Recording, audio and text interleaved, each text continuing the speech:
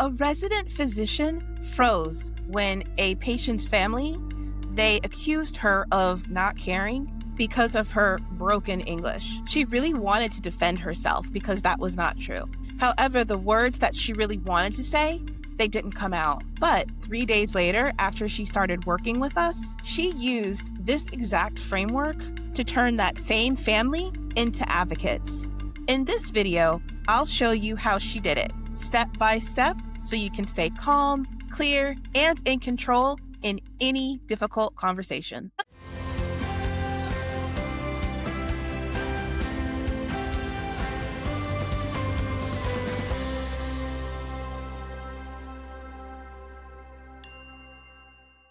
Hello, everyone. Welcome to Frustrated to Fluent. I'm Devin Bruce. I'm the founder and CEO of the English Communication Academy. We help non-native English speakers in healthcare communicate effectively with their patients, colleagues, and staff. And before we begin, please grab my free guide, 10 Phrases Every Healthcare Professional Should Know.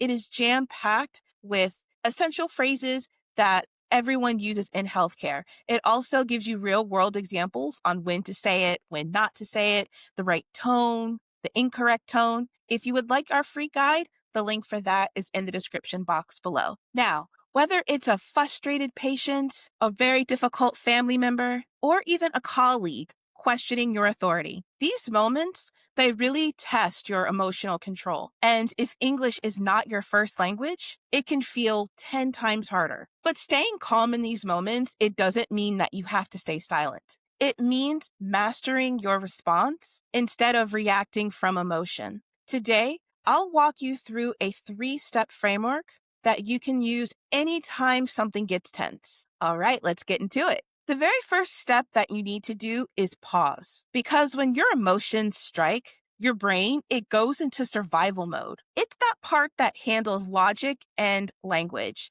You know, the prefrontal cortex that temporarily shuts down, and then the amygdala takes over. That's why you might go blank, or you might talk too fast, or you say something that you'll regret. So the best way to tackle this is the 3-2-1 reset.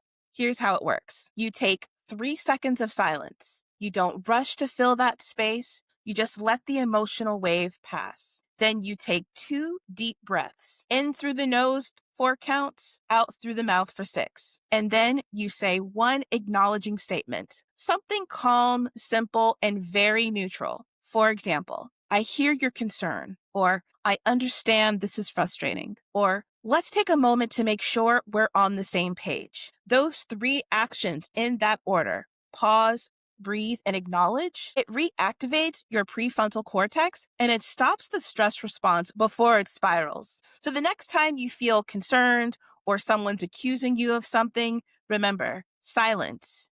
It's not weakness. It's just the space where the professionalism begins. Step 2 is what we call the empathy bridge. Once you've calmed yourself down, the next step is to connect through empathy. Not the performative empathy, but structured empathy that keeps the conversation productive. Because in healthcare, one of the most effective tools is the feel, felt, found technique. It's simple, but it really works because it acknowledges the emotion while guiding towards the solution. Here's how it sounds in practice. I understand you feel frustrated. Other families have felt the same way when communication wasn't clear.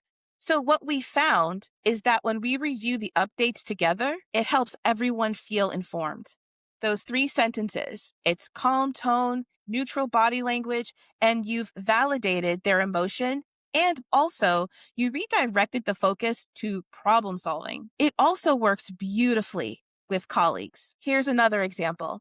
I understand that you feel concerned about that plan. I've felt the same in similar cases. What I found helps is reviewing the data together before we decide. The structure, it stays the same, whether you're speaking to a patient, a family member, or a coworker. And you know what? Here's the magic part. Using this pattern in English, it really buys you time to think, process, and respond without rushing.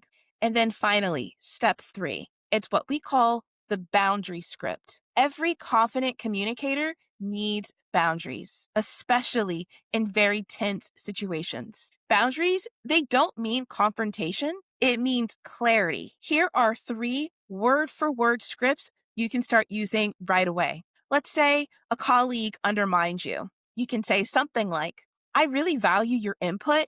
Let's discuss this privately after rounds. When you say that, it shows respect while signaling you're in control. Another scenario, let's say a patient, they question your competence. You can say something like, I understand your concern. Here's my training and experience with this exact situation. And here's what we'll do next. It's very calm, very direct, and very professional. And then another scenario, let's say a manager is giving you very vague feedback. You can say, can you give me a specific example so I can improve? That one sentence turns very unclear feedback into a constructive conversation.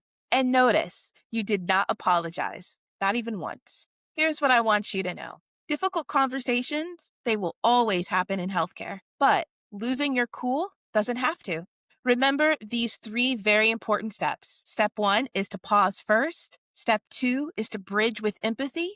And then step 3 is to hold your boundaries with clarity and confidence. Because these moments in healthcare, they don't define your professionalism. However, they do reveal it. Because real leadership, it's never about not feeling nervous. That's always going to happen somewhere. But it's knowing exactly what to do when you are. All right, if this video helped you, please hit like and subscribe. I post new videos every week to help you build real-world fluency in healthcare. Also, please share this with other non-native English speakers because I'm on a mission to close the English gap. And if you want some more quick fixes, don't forget to download my free guide, 10 phrases every healthcare professional should know. It's jam-packed with essential phrases that you use all day, every day in healthcare. The link for that is in the description box below. And if you liked this video, check these other ones out too. All right, that's it for today, and I'll see you next time. Take care.